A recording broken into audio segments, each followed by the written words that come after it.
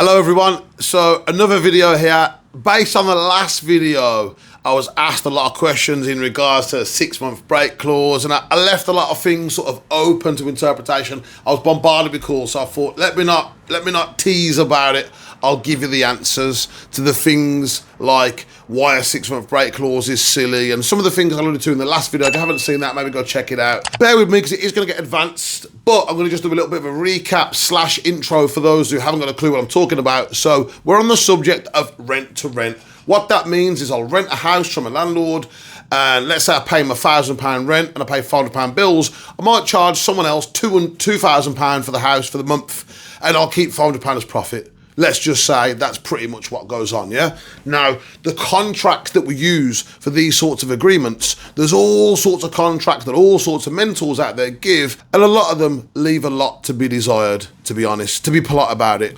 So I'll tell you now why a 6-month break clause is a really bad idea. If you had a deal and 6 months into the deal, next door started doing Airbnb themselves. Let's say you've rented the house, you're doing rent to rent, you put the house on Airbnb. It could be a HMO, it could be lots of different things, but let's just say Airbnb. And next door also decide now to do Airbnb, and they're mortgage free, so their expenses are much less than yours. They don't have to pay a landlord £1,000 rent, let's say. They're completely mortgage free. Their expenses, of course, will be much lower than yours, and so their nightly rate, they could afford to charge much less. Their nightly rate could then choke you out of business. And let's say across the street too, maybe someone gets a better rate on the rent, maybe it's their friend's house or something, and so now there's two competitors in this hypothetical scenario here. There's two competitors that can afford to charge a much lower rate per night, because that's how Airbnb is done on like a nightly rate. They can afford to charge a much lower nightly rate than you, and they could potentially choke you right out of business. And that is not what you want. This is the industry standard that, again, I spoke about a lot in the last video. The industry standard is to use this 6-month window of opportunity. So at that 6-month mark, you're supposed to look at your books and look at your business and say, it's all been going well, I think I'll proceed. Again, what would happen then at the 7th, 8th, 9th, 10th month? Warren Buffett, the master of investing, said anything can go wrong. You can never count for the amount of things that could go wrong, and that's true. Like, there's so many variables. Things going right is just you get booked and you get paid, awesome. The amount of things that can go wrong, it'd be a long video for us to list every single possibility that could go wrong. We give a hypothetical scenario here. We've got next door and we've got across the street are able to charge a little bit less on their nightly rate. So what would you do then? If this 6-month window of opportunity passes, and now you're tied in contractually for 30 more months, and you can't even afford, you can't get a booking. If you did charge the same rate they were charging, let's say at 100%, you might not even be breaking even. It doesn't work. It's a nonsensical way to do business. Who knew what they'd be doing 30 months ago? You didn't know you'd be sitting here watching this video and talking about rent to rent with your friends and getting involved with it, or if you've already been in the business, you probably took on new units. Look how much things can change in 30 months. We all know that. And so to bank on everything just being rosy for 30 months straight is a terrible, terrible idea. So that's why it's poor for you to have that. For the landlord also, and for the rookies listening, again, the landlord would be able to exit at the 6-month mark. So you might have, in good faith, said to him, business has been going great, mate, I've made £1,000 every month. And he might be sitting there rubbing his fingers and thinking, you've been making £1,000 a month? Yeah, I think I'll have my house back, thanks. I think I'll have my house back. Again, anything could happen. But at that 6-month opportunity, he's got the full power to say to you for no good reason, I would like my house back at 6 months. You might not have even broke even yet at 6 months. Broke even meaning you've paid a sourcing fee, you've paid rent, you've paid deposit, you've paid channel managers, and you've paid for some boosted ads, you paid for furniture, and maybe you've done some painting and loads of work's gone in. You might not have even recouped your initial investment. Let's say the whole thing cost you $8,000, rent, deposit, sourcing fee, and so on and so on. At 6 months, if you've only made £1,000 a month, you're not even into profit yet. You're still trying to recoup that initial investment. And this landlord would have the full power to turn around and say to you, I'll have my house back, thanks. And you'd have no power to stop him. It's not a secure way to do business. It's not a secure way to invest at all. On that, if the landlord was to exit, what would you do if you just had, let's say at the 6-month mark, yeah, on the 20th of the month, is the break clause window. So on that day, he can exit if he wants to. Now, on the 10th of that same month, so like 10 days before this break point actually kicks in, about a week, 10 days before that, let's just say, a 12-month booking came in. No one's going to be thinking of the worst case scenario. You should be prepared for the worst. You should always be looking at investing at worst case and best case. And now you've got this 12-month booking. Within that 10 days, they've moved in, they've got settled, and then the landlord says, I'll have my house back. Now you've got to go and disturb these people, remove them, pay back the money that you've received for the booking. Airbnb are still going to say to you, by the way, we still want our 15%, mate. You've cancelled the booking. If the guest cancels the booking, that's one thing. But if you cancel the booking, you still have to pay Airbnb or Booking.com or whoever, what we call OTA fees. OTA fees, 15%. So they're still going to want their 15%. They're not going to care that the landlords took the house back. That's your fault. That's your problem, mate. You've done poor business. You didn't have the proper foresight to make sure that you had a house built on stone, solid rock foundations. You've built your house on sand. More fool you, but we want our 15% still. That's what they're going to say to you. And I've seen this happening.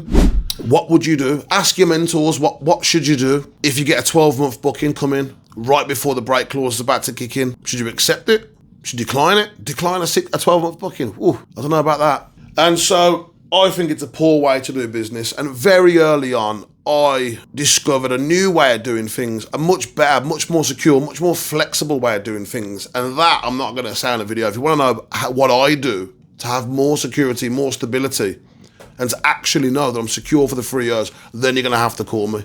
I'm doing free Zoom training soon. We might go live on YouTube, Josh, rather than Zoom, because I feel like it might bring more traffic to the YouTube, which is good. If you enjoy these videos, by the way, share them. I'm going to start trying to put more content out. I'm trying to help people here, add value, and let you see some holes in what you've been taught. And yeah, it's a little bit of a flex for me, because I'm like, oh, I know better, I can teach you better. But genuinely though, I hate seeing people investing in property this way and losing out because they were taught the wrong way. And there's a simple fact, there's the right way to do things and the wrong way to do things. And so far, I hope you'd agree, if you've been paying attention, that don't sound like the right way to do things, a 6-month break clause. I know that's an industry standard. It's poor. It's very, very poor. You'd be tied in for 30 months after that break clause passes. You better hope nothing goes wrong. Or the landlord could come and take his house back and you got to cancel all the bookings you've got for the next however long, or a big booking. It's just a disaster waiting to happen. It's not a smart way to do things. And that's not what we do here in my academy. We'll teach you a much more safe and much more secure way.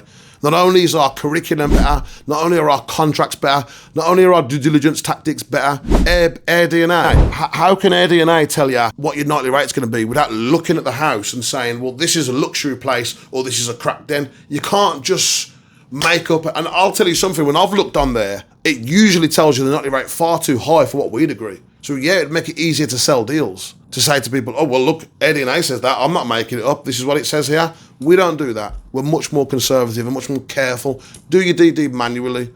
I've actually got a written guide I'm happy to give away. I'm not hard to get hold of. Instagram, k.connolly144. My number's all over the internet. Look on my website, ladderproperties.co.uk. You'll get my number. If you message me, I've got a written guide I spent a long time doing of how to do due diligence. I'm genuinely trying to give back more value, and hopefully people will see that not all mentors are equal, man. There's a reason my students are doing so well, because they're taught the best ways. It's as simple as that. Past performance is not an indicator of future success. So on other mentoring programs, people are told to check the leasehold. And for those who don't know, if you're brand new and you're watching this video, let me break it down a little bit for you. If you get like a block of flats, I'm not picturing like a huge tower, like a little block of 6, let's say. Even if you bought the flat cash and you own the flat, you don't really own it, because there'll be a freeholder that owns the building.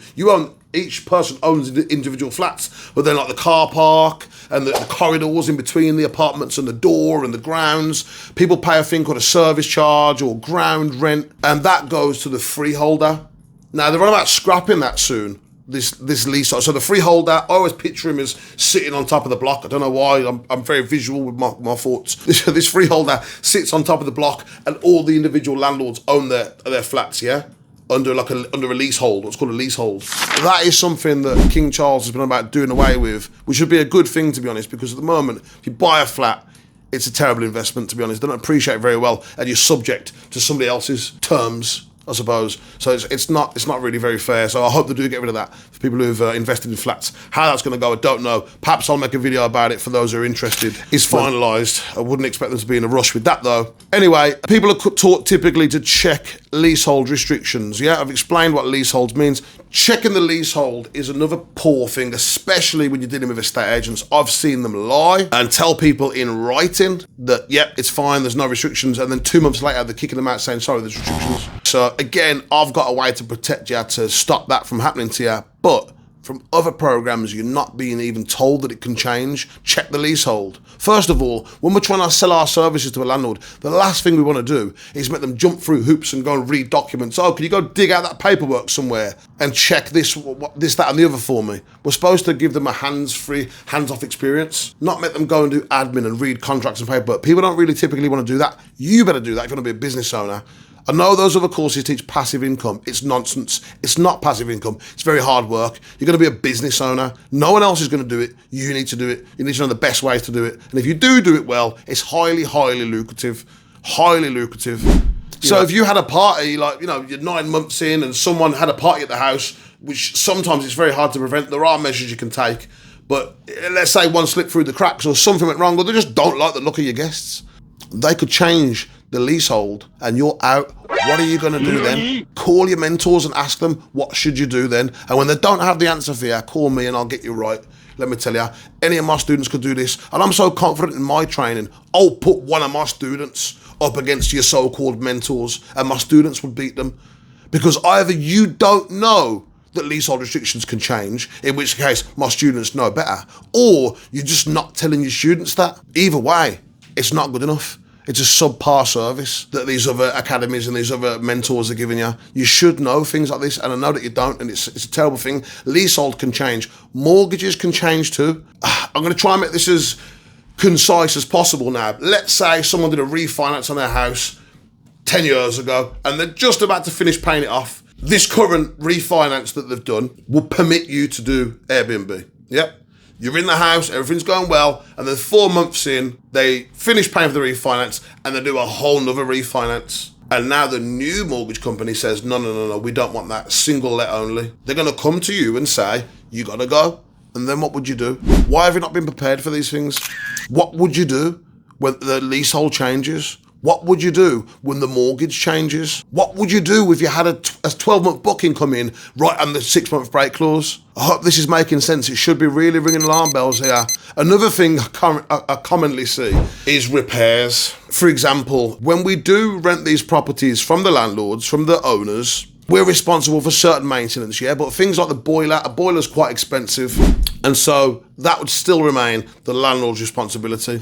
I had to find out the hard way that measures need to be taken that if the boiler drops off or stops working or something, the landlord will do it in a timely manner. And that one's so common. Things go wrong and landlords are just like, oh, you know what, you take care of it. I'm going to tell you the answer to that one. You've got to put a clause in there and be careful writing clauses like yourself. If you need legal advice, seek professional advice, or I'm happy to help where I can with people who call me. It's not often I'll refuse someone help. Yeah, I sell formal training, but if I know someone's like on the verge of making a massive disastrous mistake, I'm not going to watch you just walk and fall down the hole. I'm going to stop you. I'm going to help you. With the boiler situation, we put a clause in there that says that the landlord must commence work within a reasonable time frame. All the contracts I've seen from other places don't have a definitions section. A contract is supposed to have a definitions section. And so in my contract, reasonable time frame is defined as 72 hours. What I mean by that, let me just rewind a little bit. Remember I said that the landlord must do his maintenance of the boiler or something within a reasonable time frame. It actually says they've got to commence work within a reasonable time frame. Because I've had some of them that are going, yeah, I'll sort it out, someone will be there in a few days, and no one comes, and I'm ringing them next week, and I'm stuck having to cancel bookings. Don't let that be you. You can avoid that. I've learnt the hard way, so you don't have to. I can show you the proper way to do things. And so we put a clause in the contract that says the landlord must commence the work in a reasonable time frame, which again, I've defined as 72 hours. I've seen it time and time again where landlords will promise to replace the carpet or do this or do that, and then the contract signed, they go, no, that's your responsibility now. So this is why you always hear me saying contracts, contracts, contracts. I noticed so early on, I've read damn near everybody out there's contracts, hoping I'd find a little gem here and there to add to my own.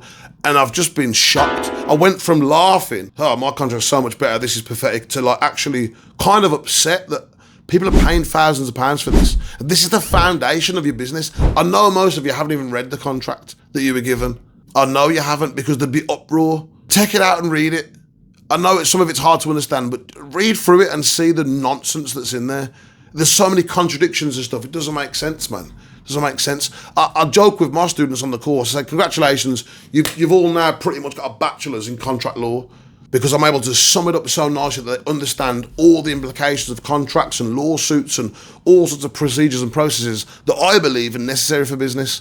Because not everyone does what they're supposed to do. That's why we have contracts. But when the contracts are poor and weak and don't protect you in the way that you'd like to, you might be overexposed. And on that note, that takes me to the point of insurance. Public liability insurance is an absolute must. The reason for that is if someone does dishonour the agreement, which it happens, it really does happen a lot, people will dishonour contracts, then you're going to need public liability insurance to be able to pursue legal action. I've hired barristers before, and it's £10,000 for them to look at the paperwork, and then another £70,000 for them to take it to court and just open the case. Like it's really, really expensive.